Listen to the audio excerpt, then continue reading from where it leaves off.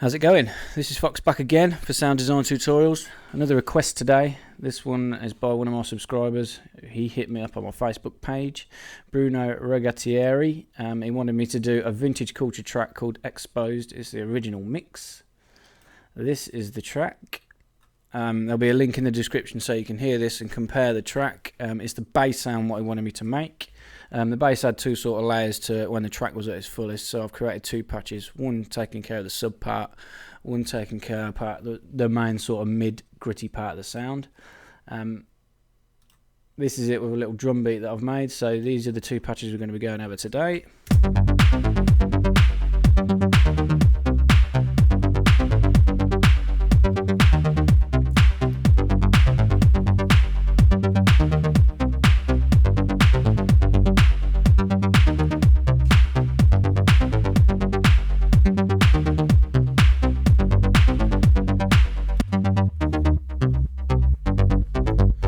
Briefly go over the sub part. It's not really worth me doing a tutorial on this because it is really basic, but all I've done is I've cut it.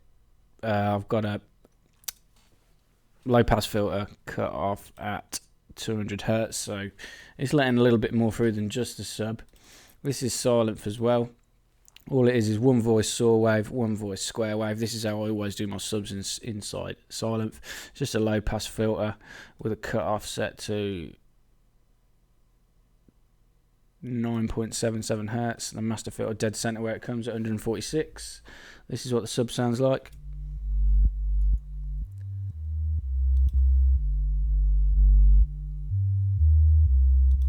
Side chained heavily to the kick.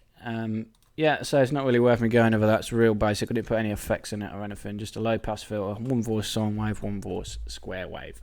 This is the main bulk of the sound what we're going to be going over.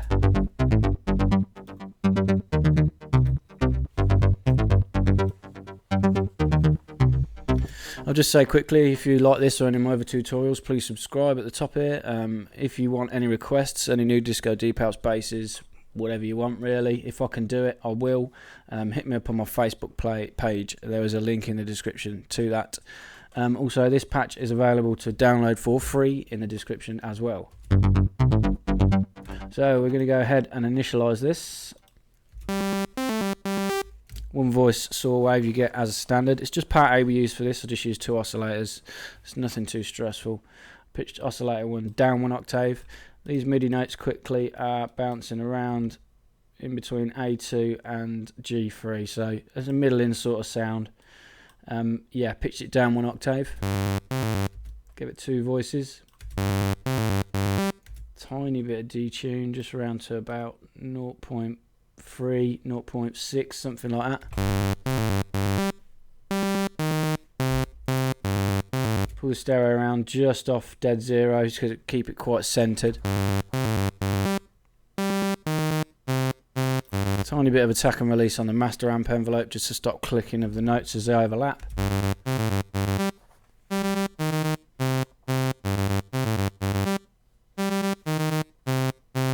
So real basic. I use a square wave, but it was a second pulse one. They call it a H pulse. It's like a thinner pulse rather than just a solid square. I use two voices unison for that also. No detune on this, just two voices just to make it a bit louder. Pitched it down 2 octaves. Starting to give us that raspy sort of gritty sound that I heard when I listened to the track. What did I do for oscillator 1? I just unchecked the retrig button, which means the voices are going to start independently of each other every time. You're going to hear the detuning working now.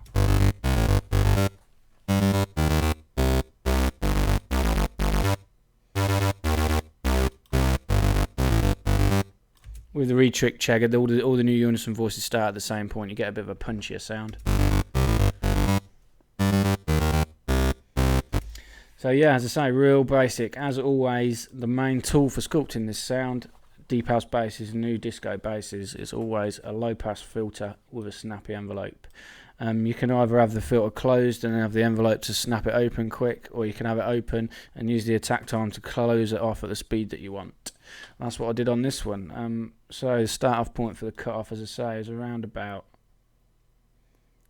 3,350 hertz, something like that, 3,600.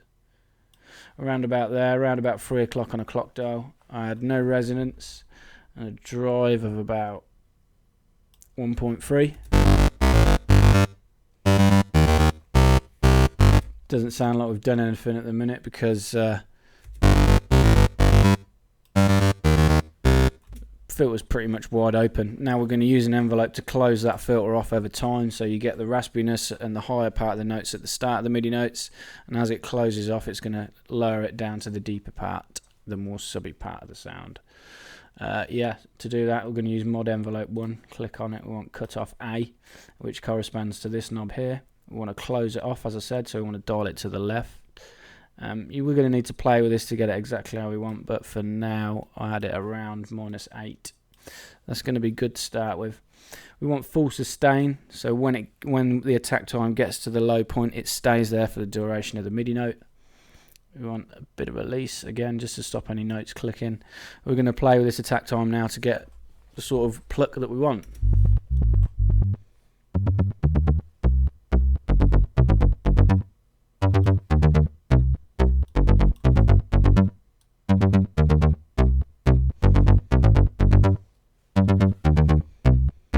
That'll do for now. That's pretty much exactly where I had it. As I say, the attack time, the longer the attack, the longer it takes to close the filter. So it's quite a percussive, quick sounding bass, so quite a snappy attack. 2.64 if you want to get it exactly. That's pretty much it. Just a few effects now. I noticed there was a delay on this part, so we'll go over the delay first.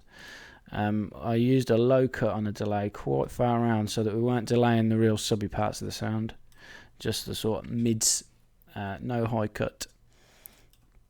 I had a 1/4, classic 1/4 and a 1/2 for the delay time. Standard delay, kept it on ping pong.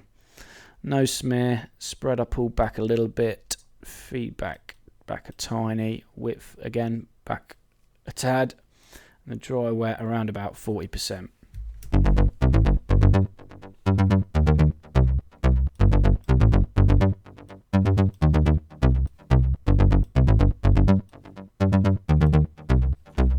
Maybe 43% for the mix for the delay.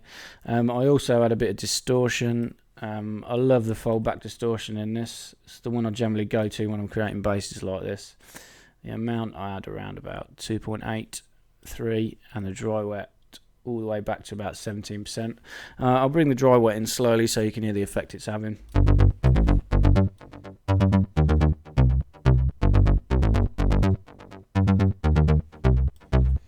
Subtle because we've got the amount quite low on around about 3, and the dry wet, as I say, about 20%, but does add something to the sound. The only other thing I did was a bit of compression. Clicked it, turned it on. The ratio I had pretty much on 2/1. Backed the attack off slightly, kept the release where it was, and threshold on -15.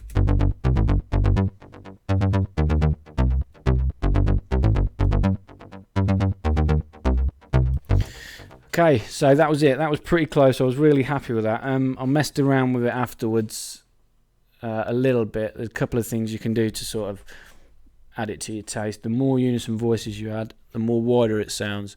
It was quite a trudgy and centered bass myself, but you watch what happens if we just add a few more unison voices on the saw wave.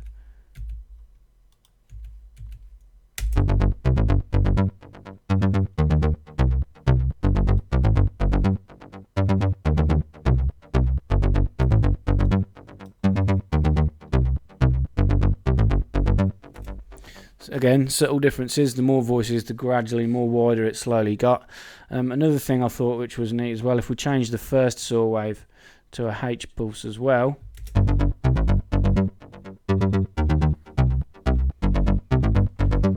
that mixed with the distortion that we've already got running through it made for a real good sort of, a little bit more gritty. In fact, I probably liked it better with this than I did the saw wave, but I was trying to get it to sound exactly the same, and quite sure it was a saw wave and a pulse mixed. So yeah, all in.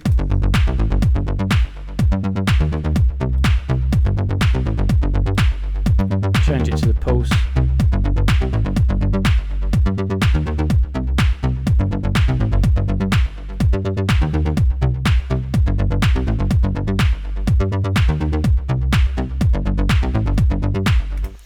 There you have it.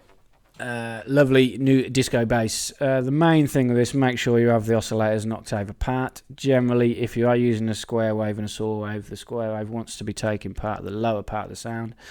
And a quick envelope closing the filter off. As I said, download this patch for free in the description. Yeah, subscribe if you like this. Plenty more tutorials to come.